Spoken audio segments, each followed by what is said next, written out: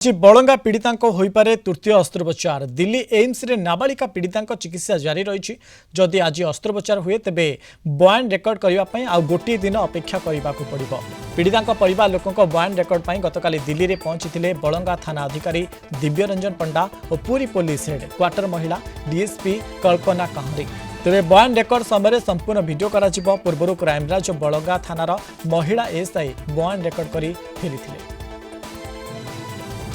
आशीष रंजन मिश्र गोप reporter अच्छा आम सहित लाइव रे अधिक सूचना देवाई। आशीष वर्तमान समय बलंगा पीड़िता तृतीय अस्त्रोपचार करपटे जदि आम कह बलंगा पुलिस दिल्ली में पहुंची।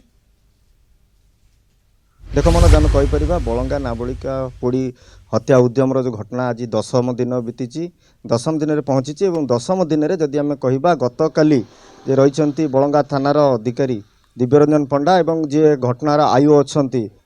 पूरी हेडक्वार्टर डीएसपी कल्पना काहरी से गतकाली 5टा समय भुवनेश्वर दिल्ली अभिमुखे बाहर दिल्ली में पहुँची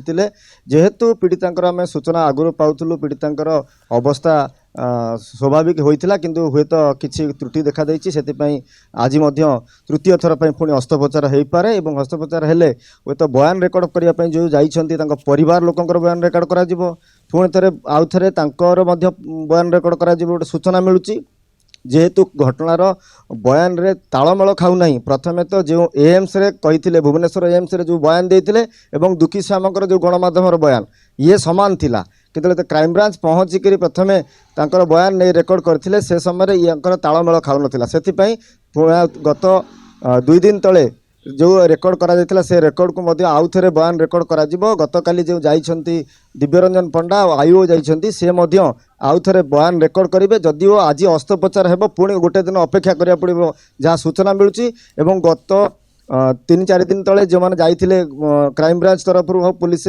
महिला अधिकारी जे जाइथिले बलंगा थानार सी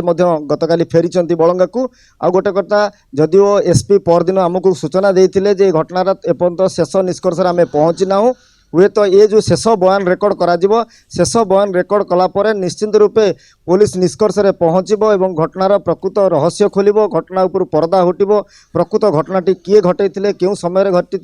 ये घटना पछरे क्यों मानकर हाथ रही क्यों परिस्थिति रे घटनाटी पीड़िता करथिले आउ घटनास्थल जो रूपा मुदी आउ किरोसिन बोतल यही घटना को दिगरे पुलिस तदंत कही ये समस्त वस्तु को मानवर निमापड़ा कोर्ट रे हस्तांतर करा जायछि। साक्ष्य प्रमाण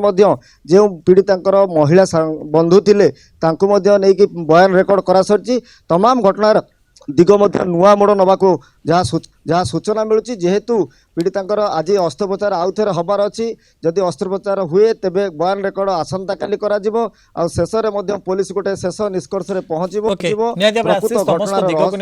तदंत आरंभ होइछि। अनेक धन्यवाद। आपको अधिक सूचना देते गोप रिपोर्टर आशीष रंजन मिश्र संपर्क करे।